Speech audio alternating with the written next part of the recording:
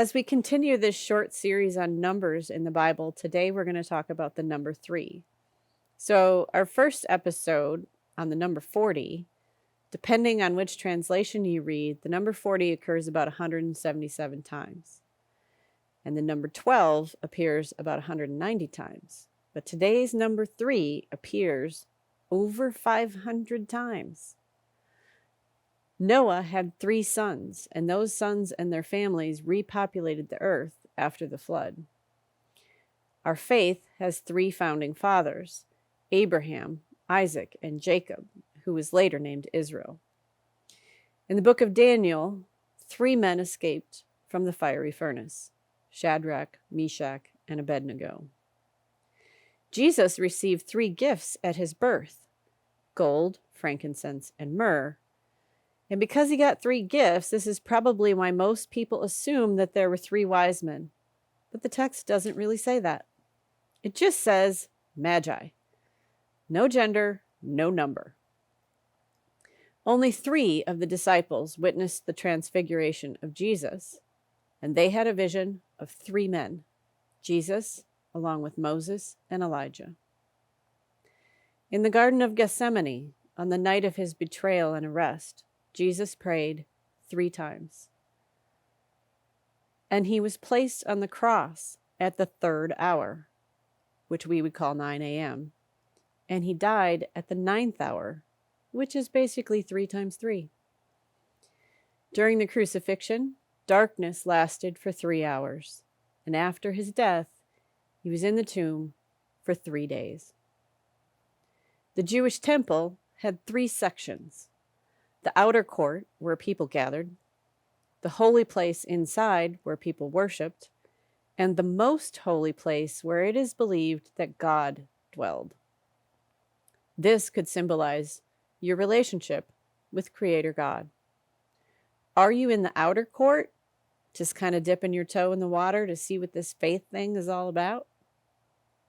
Are you in the holy place with the other congregants, learning what you can about God?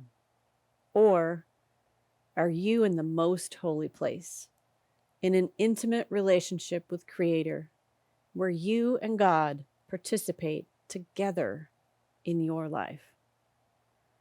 During the crucifixion, the veil between the holy place and the most holy place was torn from top to bottom, signifying God's presence with all people through the Holy Spirit, which Jesus said abides and lives in each one of us.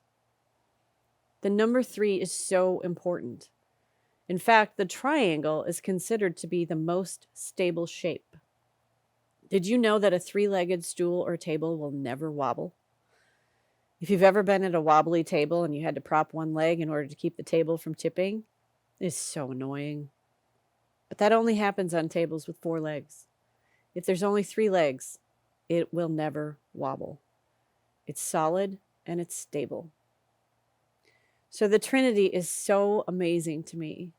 God in 3 spirits, all equal to each other and serving different purposes.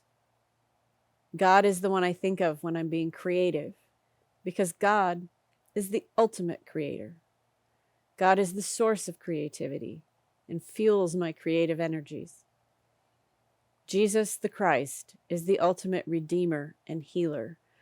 I think of Christ when I am in need of healing or I am experiencing healing. Jesus healed people on earth when he was incarnate, and he continues to heal me. He heals you. He heals relationships and creation and so much more. And then there's the Holy Spirit, who in my opinion doesn't get enough press because she is amazing. She's the one who translates the spiritual language into something my feeble little brain can understand. She is the source of inspiration for my sermons and my teaching. The nice thing about having all 3 is that you get to choose which one you most relate to at any given time and draw upon the energy that you need. And together, they are everything you ever need. Thanks again for tuning in, and I'll see you next time. This is the Barefoot Deacon. God bless.